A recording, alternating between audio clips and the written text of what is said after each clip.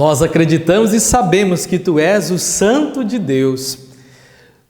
Nos unimos a toda a igreja para rezarmos juntos pelas vocações. Nesse mês em especial, nos conscientizamos de nossas responsabilidades como cristãos, pois não podemos nos esquecer da vocação primeira e mais importante de todas, a vocação à vida cristã. Todos somos vocacionados à santidade e fora desse caminho não temos como viver bem, qualquer que seja o nosso chamado pessoal. Nesse quarto domingo comemoramos as vocações leigas.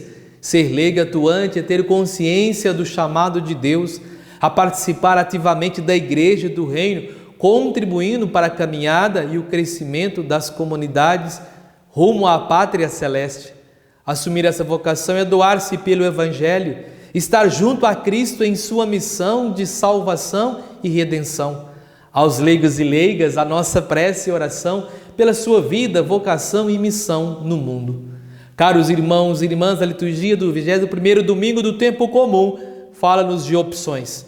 Recorda-nos que a nossa existência pode ser gasta em coisas superficiais e efêmeras, ou podemos escolher os valores eternos que nos conduz à vida definitiva, à realização plena. Cada um de nós, no dia a dia, precisa fazer a sua escolha. Espero que todos façam boas escolhas. Na primeira leitura, Josué convida as tribos de Israel reunidas em Siquém a escolherem entre servir o Senhor e servir outros deuses. O povo escolhe claramente servir o Senhor, pois viu na história recente da libertação do Egito e da caminhada pelo deserto como só Deus pode proporcionar a seu povo a vida, a liberdade, o bem-estar e a paz. Josué deve ser exemplo para todos aqueles que têm responsabilidade na condução da comunidade do povo de Deus em marcha pela história. O seu exemplo convida aqueles que presidem as comunidades a serem uma voz de Deus que interpela, que questiona aqueles que caminham ao seu lado, e convida também os responsáveis pelas comunidades cristãs a testemunharem com a própria vida aquilo que é pedido e ensinado ao povo de Deus. Caros irmãos e irmãs, na segunda leitura, Paulo diz aos cristãos de Éfeso que a opção por Cristo tem consequências também ao nível da relação familiar. Para o seguidor de Jesus, o espaço da relação familiar tem de ser o lugar onde se manifestam os valores do reino de Deus. O casal cristão é chamado a ser sinal e reflexo da união de Cristo com a sua igreja.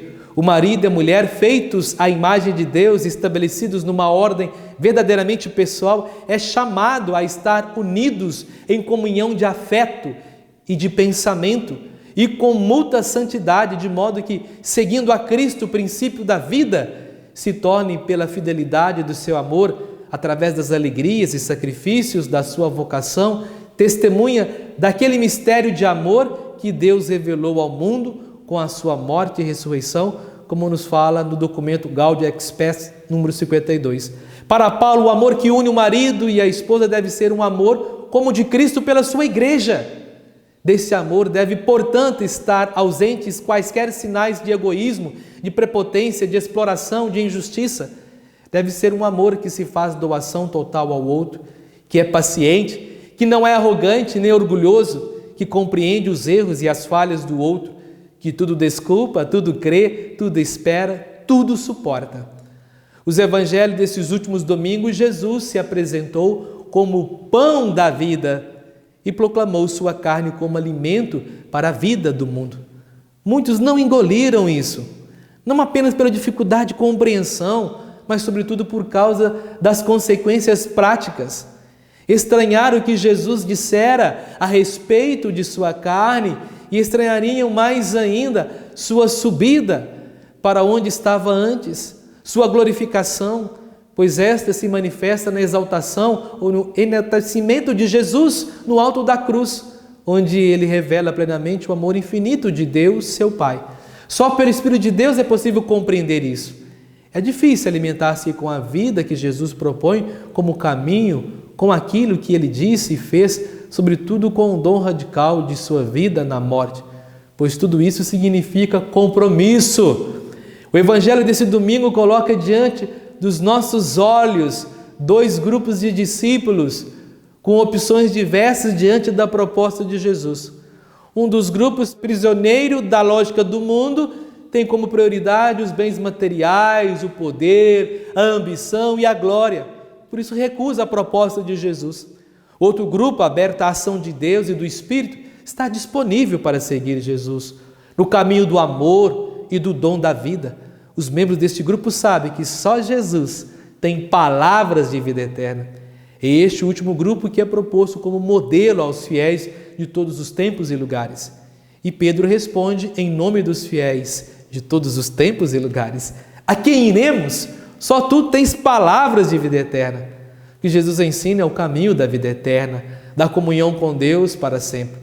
Foi para isso que Jesus reuniu em torno de si os apóstolos, que representavam o novo Israel, o povo de Deus, para que o seguissem pelo caminho, constituíssem comunidade, comungando da vida que ele dá pela vida do mundo. Os 12 apóstolos conviveram de perto.